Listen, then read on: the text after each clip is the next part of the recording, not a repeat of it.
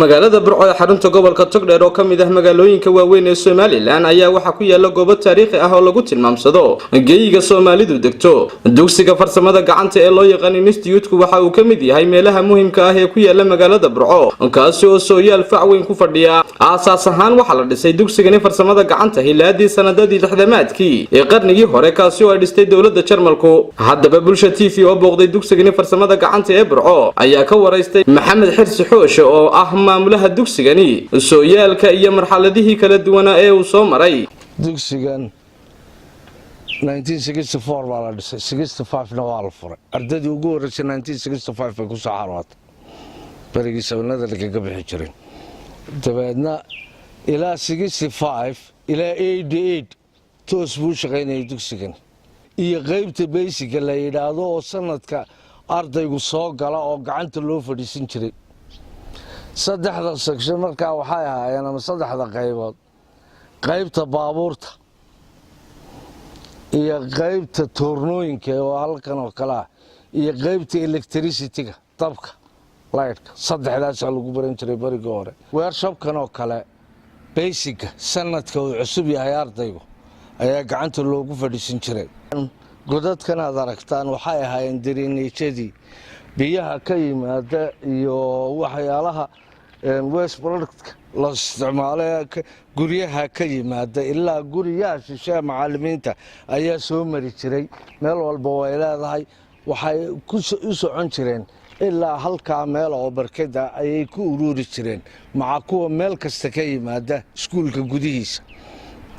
halkaas barkadaas ay ku soo ururi jireen. marka dambena waxaa loo isticmaali jiray in lagu waraabiyo irrigation dhirtii waaweyneed ee iskuulka. waxay ahaan jirtay qaybta general mechanicska, qolada toornooyinka wax ku qorta. ay nooc bir loo qoro waa lagu qori jiray. waxaa laga keeni jiray meel kasta. bir kasta oo aad rabto hadday kaa jabtay waad keenaysaa, darooyinkeedii baa arday baa loo dhiibayaa. biri malaasan iyo isadigii darooyinkii buu samaysanayaa ardaygii. halkan baaskitka ardaydu ku ciyaari jirtay. labadii bilood bay lahaayeen, fiidkii galabtii ay time ay doonaan bay ku ciyaari jireen. labadan qaybood car mechanic general auto mechanics-ka lahaa labadan workshop oo baabuurta qaybta baabuurta lagu sameyn jiray. qaarna ardada baabuurta qaybta baabuurta barataa ay galabtii ku baran jireen driving-ka.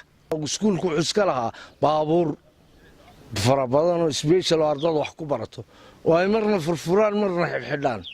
calaamadan aad weydiiseen ee balaska halka aad ku aragtaan iyo guryahan aad ku aragtaan labadan guri may ahayn koros loo jeeday, ma ahayn wax korosoo loolama jeedin ama calaamad kristan may ahayn oo loola jeeday.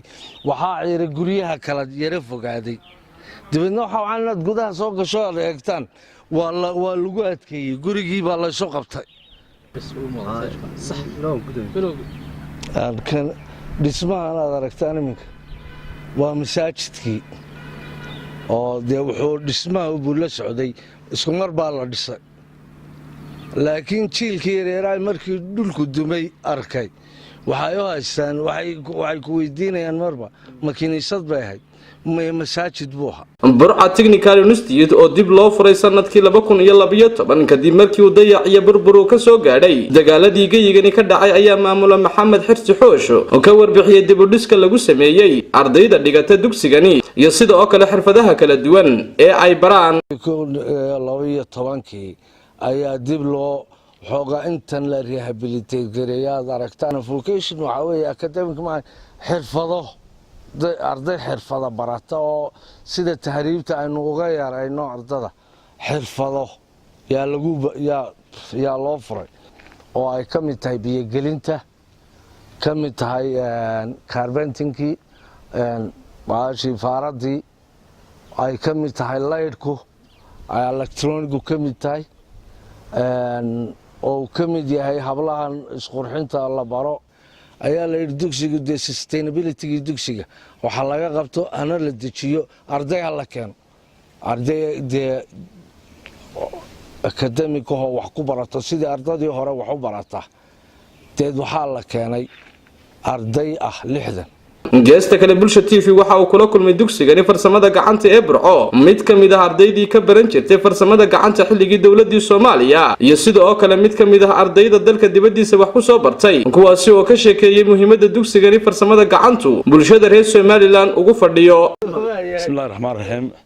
magacayga waxa la yiraahdaa Cabdirashiid Ducaale Cilmi waxaan ahaa ardaydii ka baxday iskuulkan NSU-ka waxaan baxnay eedhiga ardayda ka baxday baan ahayn loo jiray qeyrka sidii shaqo qaran u sugayeen ragii la yiri hooda maxaan ku raadayay dabargoynta qaadka galaban kamid ahaa haddaan iskuulka dib ugu noqdo iskuulkan wuxuu ahaa iskuulka dalkii loo jiray Soomaaliya iskuulka ugu quality-ga sareeya buu ahaa 16 gobol ee Soomaaliya 16 gobol bay hadmaan filayay ahayd 16 ka gobol ardayda ugu sareysa marka eerka laga baxo halkan soo geli jirtay iskuulka qaalisan kuma oli Soomaaliya iskuulkan wuxuu ahaa maxaan ku raadayay saddex qaybood buu ahaa qaybtan waxay qaybta baabuurta waxa maamulka ahaa Salmaan Salaad Ciise oo imka Germany ku nool qaybtan waxay qaybtii toornada waxa aysan jiray markii hore la yiraahdo Cabdalle oo dileen gurwada bunjada ku dilay markii dambana Cabdullaahi Ciise Cawaale oo hadda jooga maxaan ku raadayay farsamada Hargeysa ayaa maamulka nooga hangu toornadan ka baxay qaybta dambe oo la yiraahdo electric waxa aysan jiray Xuseen Cilmi